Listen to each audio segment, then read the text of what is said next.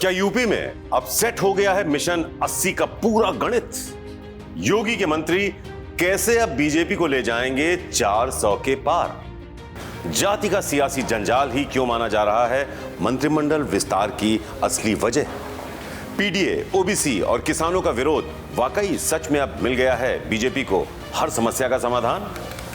नमस्कार, मैं हूं संजीव चौहान और आज बात लोकसभा चुनाव से ठीक पहले दिल्ली दरबार के आदेश पर लखनऊ में बढ़ी सियासी हलचल और इस सियासी हलचल के दरमियान योगी मंत्रिमंडल विस्तार से जातिगत समीकरणों के साथ साथ बीजेपी की सहयोगियों को साधने की कवायद की। बस अब कुछ ही दिन चुनाव की तारीखों का ऐलान होना बाकी है, कुछ ही दिन की बात है। हर तरफ मोदी के परिवार में शामिल होने वाले लोगों की भरमार है। अब ऐसे में जनाधार की खातिर जनता के बीच कुछ ही दिनों बाद होने वाली परीक्षा से ठीक पहले देश के सबसे बड़े सूबे की सरकार के मंत्रिमंडल में विस्तार की रणनीति पर गौर किया गया है और ऐसे चेहरों को योगी मंत्रिमंडल में जगह देने की बात फाइनल हुई है जो या तो बीजेपी के सहयोगी दलों के नेता हैं या फिर वो नेता हैं जो लंबे वक्त से बीजेपी से अपनी निष्ठा के एवज में सरकार में बड़ी जिम्मेदारी लेकर जनता के बीच अपने तबके में खुद की मजबूत स्थिति की धमक के जरिए बीजेपी के लिए माहौल सेट करने में सक्षम है। तो ऐसे में सवाल तमाम खड़े होते हैं, जैसे कि क्या जरूरत थी मंत्रिमंडल विस्तार की, या फिर लोकसभा चुनाव से ठीक पहले ही मंत्रिमंडल विस्तार क्यों जरूरी था? अब ये सवाल सच में वाजिब हैं और इन सवालों के जवाब भी जो आपको बीजेपी की मंत्रिमंडल विस्तार की रणनीति के मास इंपैक्ट से बखूबी वाकिफ भी कराएंगे। तो आइए समझ लीजिए कि आखिर ये पूरा खेल है क्या।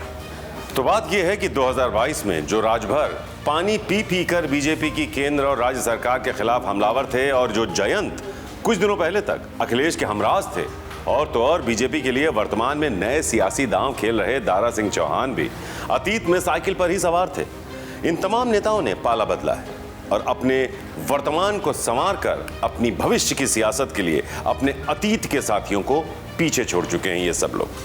जिसकी तस्दीक खुद यूपी के नेता प्रतिपक्ष यानी सूबे के मुख्य विपक्षी दल समाजवादी पार्टी के मुखिया अखिलेश यादव के बयानों में मिलती आई है। अखिलेश बता चुके हैं कि जो उधर यानी बीजेपी के खेमे में गए हैं उनका पैकेज तय हुआ है, कोई ना कोई डील हुई है। तो बस समझ जाइए अब ये डील पूरी होती दिख रही है और बदले में नेताओं को मिल रही है अपने अपने तबके में बीजेपी के लिए पैठ बनाने की अहम जिम्मेदारी। दरअसल जयंत चौधरी जाटलैंड से आते हैं और जाटलैंड यानी पश्चिम यूपी की तकरीबन 27 सीटों में से किसानों का एक ऐसा तबका है जो चुनाव में जीत और हार का गणित सेट करने के लिए काफी है। और किसानों का यही अहम वर्ग बीजेपी से किसानों की मांगों को लेकर खफा बताया जा रहा है, जिसको साधने के लिए ही बीजेपी को जयंत की जरूरत पड़ी।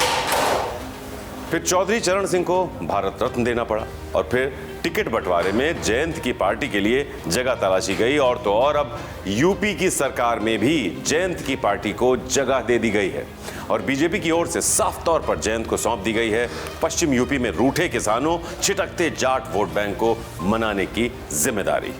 तो अब बात आती है राजभर की। राजभर वही नेता हैं जो दलितों, वंचितों, पिछड़ों को लेकर यूपी के खास हिस्से में अपना ठीक ठाक दबदबा रखते हैं, जिसके चलते ही वक्त वक्त पर सियासी फिजाओं को खुद के मुताबिक वो भांप तोल कर, नाप तोल कर पाला बदलने में माहिर हैं। तभी तो पिछले 5 सालों में एक बार बीजेपी को छोड़कर सपा में, तो फिर 2022 विधानसभा चुनाव के बाद सपा को छोड़कर बीजेपी में शामिल होने का फैसला ले चुके हैं। और जब से विधानसभा चुनाव के बाद राजभर बीजेपी में शामिल हुए थे, तब से वो यूपी सरकार में अपने मंत्री पद की ख्वाहिश को लेकर मुखर रहे हैं और लखनऊ से दिल्ली तक अपना गणित सेट करते नजर आए हैं, जिनकी कुर्सी अब यूपी सरकार के सचिवालय में रख दी गई है और इस कुर्सी के बदले में राजभर को सौंपी गई है पूर्वांचल के उस क्षेत्र की जिम्मेदारी जहां राजभर की पार्टी सुहेल देव भारतीय समाज पार्टी अपने रसूख के लिए जानी जाती है। साथ ही साथ खबरें यहां तक हैं कि राजभर की पार्टी को बिहार में भी एक लोकसभा सीट दी जाएगी चुनाव लड़ने के लिए, जो बताता है कि 400 पार के नारे को साधने के लिए बीजेपी राजभर से जुड़े वोट बैंक को भुनाने के लिए कोई कोर कसर छोड़ना नहीं चाहती है। कुछ ऐसी कहानी है दारा सिंह चौहान की। वो किसानों के मुद्दों की खातिर एक वक्त कमल को छोड़कर साइकिल पर सवार हो गए थे, मगर जब 2022 विधानसभा चुनाव में साइकिल भरपूर कोशिशों के बाद भी सियासी मंजिल तक नहीं पहुंच पाई, तो दारा सिंह ने सत्ता से दूर रहना ठीक नहीं समझा और आ गए बीजेपी के साथ। ऐसे में दारा सिंह चौहान का सियासी कद किसी से छिपा हुआ नहीं है, क्योंकि जब वो सपा में गए थे तो बीजेपी में मंत्री ही थे, जो बताता है कि बात चाहे बीजेपी के अंदर की हो या फिर बाहर जमीन पर दारा सिंह चौहान की सियासी पकड़ की, वो हर मामले में मजबूत है, जिसके चलते उनकी कुर्सी भी अब यूपी सचिवालय में फिक्स कर दी गई है। तो कुल मिलाकर जिन नेताओं को यूपी सरकार में अहम जिम्मेदारी सौंपी गई है, वो जाति आधारित राजनीति की मेरिट पर सियासत की ओबीसी वोट कार्ड या कह सकते हैं अखिलेश के पीडीए के नारे को ध्वस्त करने के लिए बीजेपी के लिए अहम साबित होंगे।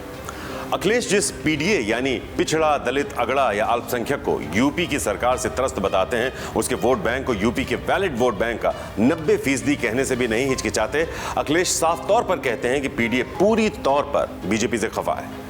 तो दूसरी ओर राहुल गांधी भी लगातार इस वक्त ओबीसी कार्ड खेलने में कोई कसर छोड़ नहीं रहे, क्योंकि ओबीसी वर्ग से जुड़े सियासी आंकड़े बताते हैं कि ओबीसी वर्ग की यूपी या फिर देश की सियासत में क्या दखल है। मोटे तौर पर उत्तर प्रदेश में ओबीसी की करीब 79 जातियां हैं, जिनमें सबसे ज्यादा आबादी यादव और दूसरे नंबर पर कुर्मी समुदाय की है। सीएसडीएस के आंकड़ों के मुताबिक ओबीसी जातियों में यादवों की आबादी कुल 20% है, जबकि राज्य की आबादी में यादवों की हिस्सेदारी 11% है, जो सपा का परंपरागत वोट बैंक माना जाता है। ऐसे हालात में यूपी से जुड़ा सबसे खास आंकड़ा जिस पर गौर करना बेहद जरूरी हो जाता है, वो ये है कि यूपी में लगभग 52% पिछड़े वोट बैंक में 43% वोट बैंक गैर यादव बिरादरी का है, जो कभी भी किसी भी पार्टी के साथ स्थायी रूप से खड़ा नहीं रहता। बस इसी वर्ग को साधने की कोशिश हो रही है, क्योंकि इस बात को हर दल मानता है कि दिल्ली का रास्ता तय करना है तो यूपी में बड़ी जीत दर्ज करनी ही पड़ेगी, जिसके चलते बीजेपी ने विरोधियों की ओर से चले जा रहे जाति आधारित राजनीति के कार्ड की काट को फेल करने के लिए चुन चुन कर ऐसे लोगों को यूपी सरकार की जिम्मेदारी सौंपी है, जो जमीन पर विरोधियों के हर एक वार का जवाब तलाश कर जनता को अपने पक्ष में रखते हुए बीजेपी के यूपी में 80 तो देश में 400 के नारे को पार कर सकें और इस बात को यानी 400 पार जो बात है उसे सच साबित कर सकें। बहरहाल चुनाव सिर पर खड़ा है, इसलिए बीजेपी का दांव भी बड़ा है। ये बड़ा दांव किस हद तक बीजेपी के लिए मुफीद रहता है, इसका जवाब जल्द बीजेपी को भी मिलेगा और आपको भी पता चल जाएगा। तो फिलहाल आज के लिए मुझे दीजिए इजाजत। कल फिर होगी आपसे मुलाकात किसी नए मुद्दे के सटीक आकलन के साथ। नमस्कार। उत्तर प्रदेश की हर खबर से अपडेट रहने के लिए श्रेष्ठ यूपी को करें सब्सक्राइब, बेल आइकन दबाएं और देखते रहें श्रेष्ठ यूपी।